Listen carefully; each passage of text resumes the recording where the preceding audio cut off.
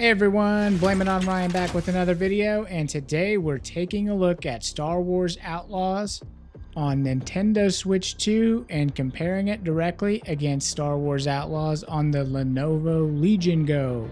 Not 2, but the one, the original one. So I was really curious because Star Wars Outlaws has gotten some pretty rave reviews on Switch, and I really wanted to see, okay, this might be a good litmus test for the Switch 2 to see just how good it is, just how powerful it is, and stack it up against, a nearly 2-year-old handheld PC. So we're just going to go ahead and jump right into some footage here. In this first area, it's going to be Tatooine, right around the, I think it's the Mos Eisley Spaceport area. It looks like it's in the docking bay. So you can kind of see immediately, both of these games are running really good. But the Switch 2 is noticeably absent a lot of textures and some really big differences in the lighting. You notice when we go outside these creatures here, there's one less of the creatures. I don't know if that was just random or if that is always like that. I'm going to guess it probably is always the case. If we jump into the Legion Go a little bit closer, you can see that, the really nice detailed shadows. If you look at Kay's outfit, you can kind of see some like glimmering on her leather. So the textures are much higher quality. The lighting just looks a ton better. Over here on the Switch footage, everything looks just a little bit muddier, and the lighting is really toned down. I mean, you can't even really see any of those kind of same shadows or lighting effects that we saw in the Legion Go. Here's another area, an outdoor area. Again, you're going to notice just a much more vibrant, much more high quality textured look on the handheld PC version here running on the Legion Go. Switch 2, I will say, is more stable. You'll see in the Legion Go footage, every now and again, you'll see some hitching.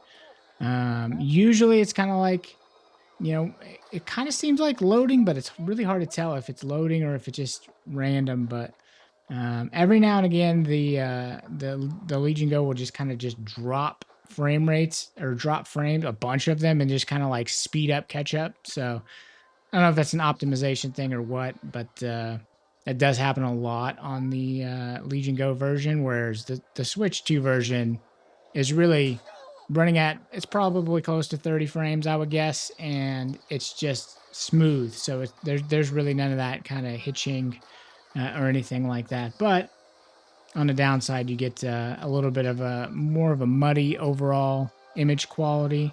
And the lighting especially is not nearly as dynamic. So if we try to do a little bit of a slow walk look around here. So just a little bit close up here on the Switch 2 footage, and we'll do the same thing here with the Legion Go. Yeah, just much sharper textures. You can see. Let's jump into the next area here. Again, right on K, you can see, all of the snow kind of catching on her clothing, whereas that's not happening at all on the Switch 2 version.